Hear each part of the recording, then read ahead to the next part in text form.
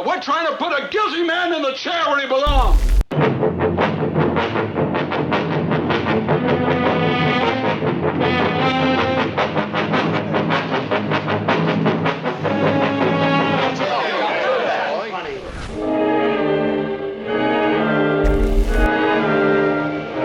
Persidangan udah hampir selesai dan sekarang waktunya ke-12 juri masuk ke ruangan untuk nentuin keputusan akhir mereka. Apakah terdakwanya bersalah atau enggak? Para juri nyangka diskusi antar mereka bakal berlangsung singkat. Karena sepanjang persidangan jelas banget, semua bukti dan saksi mengarah bahwa si terdakwa anak 18 tahun itulah yang ngebunuh bapaknya sendiri. Dilalah begitu mereka vote, ternyata ada satu juri yang punya pandangan beda.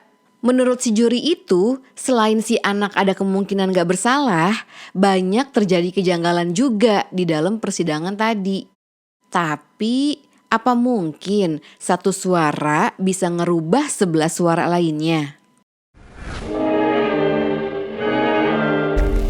12 Angry Men itu salah satu film terbaik yang pernah dibuat. Film layar lebar pertamanya Sidney Lumet. Dan directing prowess-nya dia emang udah kelihatan beda level. Film settingnya cuma di satu ruangan.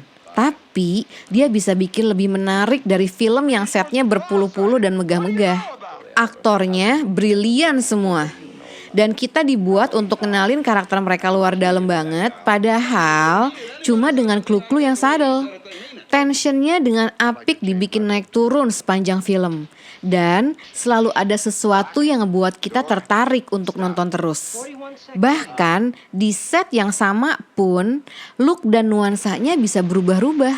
Kita ikut ngerasain panasnya, baik ruangannya maupun emosi juri-jurinya. Ikut ngerasain suasananya yang makin klaustrofobik.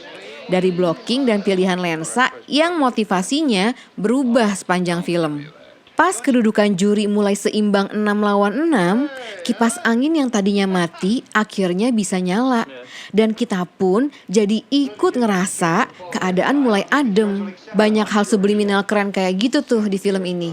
Dan kita bisa dibikin ketawa untuk hal yang seharusnya serius. Karena lucu aja ngelihat juri-juri yang marah-marah, frustasi, dan saling cela-celaan. Masing-masing punya background dan pemikiran sendiri. Itu sih yang paling kebawa sama aku sampai sekarang dari film ini. Untuk jadi objektif memang perlu effort. Karena semua orang punya bias dari pengalaman pribadi mereka masing-masing.